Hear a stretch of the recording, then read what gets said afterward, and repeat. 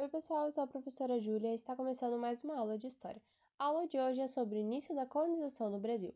Então vamos lá.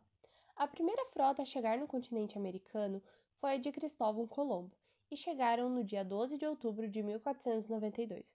Só que eles não sabiam que estavam no novo continente.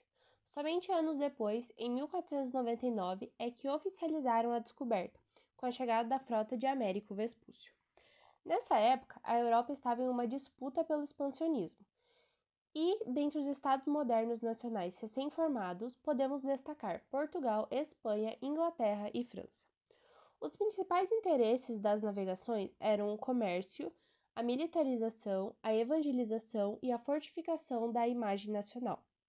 Nesse momento, a Igreja Católica possuía uma forte influência sobre a sociedade, tanto na política quanto na cultura.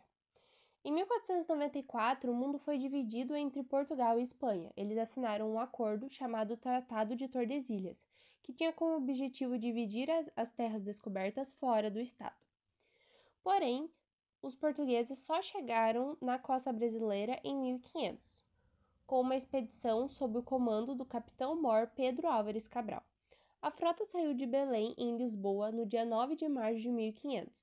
No dia 21 de abril foram notados alguns sinais de terra, desembarcando na costa brasileira em 22 de abril de 1500. O principal documento histórico desse momento é a Carta de Pero Vaz de Caminha, que era um escrivão de Pedro Álvares Cabral, que narra toda a viagem.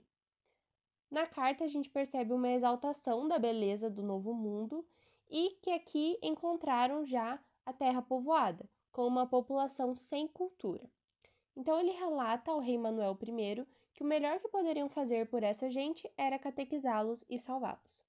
As navegações eram iniciativas privadas financiadas pela coroa, com altos custos e diversos problemas. A tripulação passava fome e tinha uma vasta proliferação de doenças. Os tripulantes, em sua maioria, eram homens, solteiros e de classe média, sendo bem recompensados caso voltassem, pois tinham uma grande chance de naufrágio. Em troca, a coroa tinha o direito de controlar qualquer conquista, distribuir terras e ter monopólio de ganhos.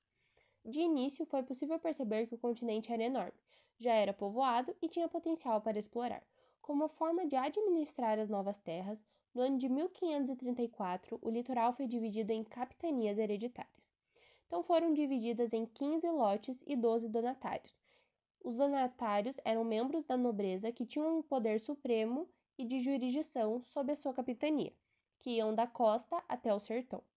Em 1572, a administração foi dividida em dois governos gerais, o do norte, com capital em Salvador, e o do sul, com capital no Rio de Janeiro.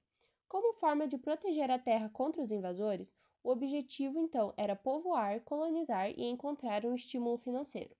De início foi a extração do pau-brasil, e a sua madeira era utilizada para tingir tecidos e confeccionar móveis. Para isso foi utilizada a mão de obra indígena. Porém, quando chegaram no território brasileiro, a terra já era povoada. Os indígenas, ou nativos, eram conhecidos desde a chegada de Colombo, e na literatura da época eram caracterizados como selvagens, bárbaros e canibais. Os colonizadores possuíam uma visão eurocentrista e acreditavam que os indígenas não tinham cultura e que deveriam trabalhar e serem batizados como única forma de serem salvos.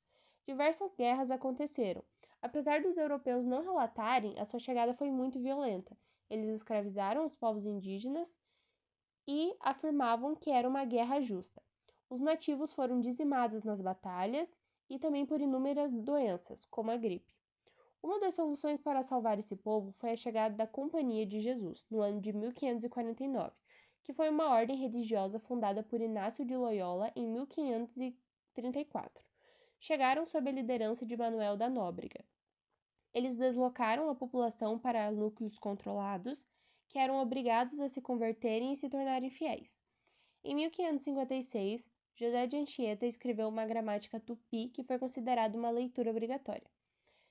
A companhia foi expulsa de Portugal e das colônias no ano de 1759. E essa foi a videoaula, espero que tenham gostado. Se gostarem, não esqueçam de deixar um comentário, curtir o vídeo, se inscrever no canal. E é isso, até a próxima. Tchau!